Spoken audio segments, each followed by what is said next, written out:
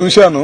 ఏదో జనసేన ఆఫీసులో ఎవరిదైనా కార్లు పాల్గొట్టడం తప్పే కదా. వాడికి మతి స్థిమితం ఉందా లేదా, that is a different matter. Pawan Kalyan garu లాంటి పెద్ద నాయకుడు, జనసేన నాయకుడు, ఉప ముఖ్యమంత్రి గారి కారు పగలగొట్టడం అనేది 100% తప్పు. నా కార్లు పగలగొట్టడం మాత్రం రైట్. నా ఇల్లు పగలగొట్టడం మాత్రం రైట్. నా పిల్లం తరమటం మాత్రం రైట్.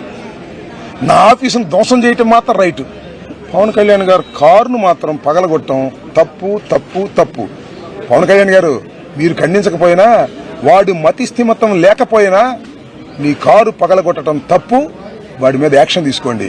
మా మీద ఎట్టాగు, మా మీద దాడి చేసిన వాళ్ళ మీద మతి స్థిమితం లేని వాళ్ళు కాదు, వాళ్ళు బ్రహ్మాండమైన మతి స్థిమితం ఉన్న వాళ్ళు దాడి చేసినా తీసుకోమాకండి.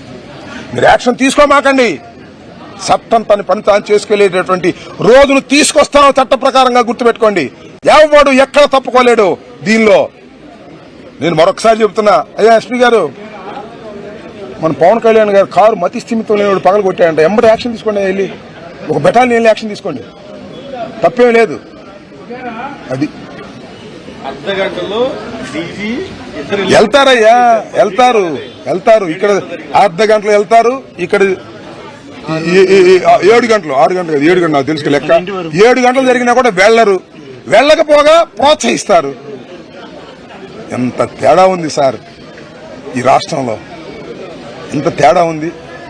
ఎక్కడికి పోదు, ప్రజలు గమనిస్తూనే ఉంటారు. లేకపోతే ఇంతమంది ప్రజలు రోజు రావటమే నా దగ్గరికి.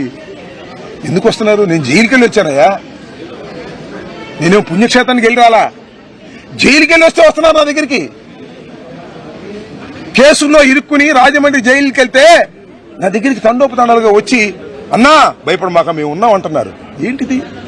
మీరు చేసిన పాప పరిహారం కాదు, మీరు అన్యాయంగా చేశారని కాదు అర్థం.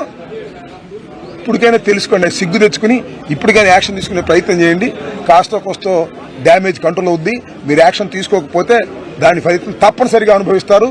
దానిలో ఏ విధమైన సందేహము లేదు. రోజులు గిర్రం తిరిగి వస్తాయి. అప్పుడే 2 సంవత్సరాలు అయిపోయింది, ఇంకా 3 సంవత్సరాలు, ఇంకా 2 సంవత్సరాలు అయితే ఆఖరి సంవత్సరం ఏముండదు. గుర్తుపెట్టుకోమని కూడా ఈ సందర్భంగా చెప్పవచ్చు.